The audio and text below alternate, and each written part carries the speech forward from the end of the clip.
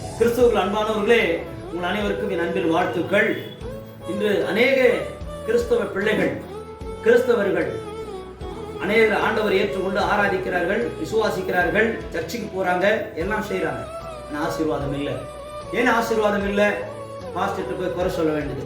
Pastor, எனக்கு இது நடக்கல, இது கிடைக்கல, இது முடியல, இது நடக்கல, இப்படி பாஸ்டர்கிட்ட போய் குறை சொல்ல வேண்டியது. நல்லா புரிஞ்சு கொள்ளுங்க, கர்த்தருடைய வேத வசனத்தை உங்களை விட்டு கொடுத்து, உங்களை அர்ப்பணித்து முழுமையாய் அந்த வசனத்தின்படி நீங்கள் வாழும்போது உங்கள் வாழ்க்கையில மாற்றங்கள் வரும், ஆசீர்வாதங்கள் வரும், உயர்வுகள் வரும், மேன்மை வரும், எல்லாமே வரும்.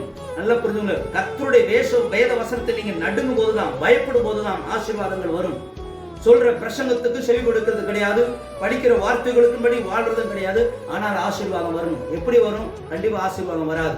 ஆண்டவர் நமக்காக எல்லாத்தையும் கொடுக்கிறவர் தான், எல்லா ஆசீர்வாதங்களும் தருகிறவர் தான். அவர் நமக்கு கொடுக்கிறதுக்கு வல்லமை உள்ள தேவன் தான், அதுல எந்த மாற்று கருத்தும் கிடையாது. ஆனா அவர் எதிர்பார்க்கிறது என்னன்னா, உண்மையா இருங்க, பொய் சொல்லாதீங்க, அடுத்தவங்க பொருளுக்கு ஆசைப்படாதீங்க. இதுதான் அவர் எதிர்பார்க்கிறார். இதை நம்ம யாரும் செய்யறது கிடையாது. ஆனா ஆசீர்வாதம் வரணும், ஆசீர்வாதம் வரணும், ஆசீர்வாதம். இதுக்காக மாத்திரம் நம்ம செபிக்கிறோம், நாள் கணக்கில் மணிக்கணக்கில் நம்ம செபிக்கிறோம். உண்மையா இருந்து பாருங்க, உண்மையுள்ள மனுஷன் பரிபூர்ண ஆசீர்வாதங்கள் பெறுவான்னு வேதம் சொல்லுகிறது. உண்மையா இருங்க, ஆண்டவர் உங்களை ஆசீர்வதிப்பார்.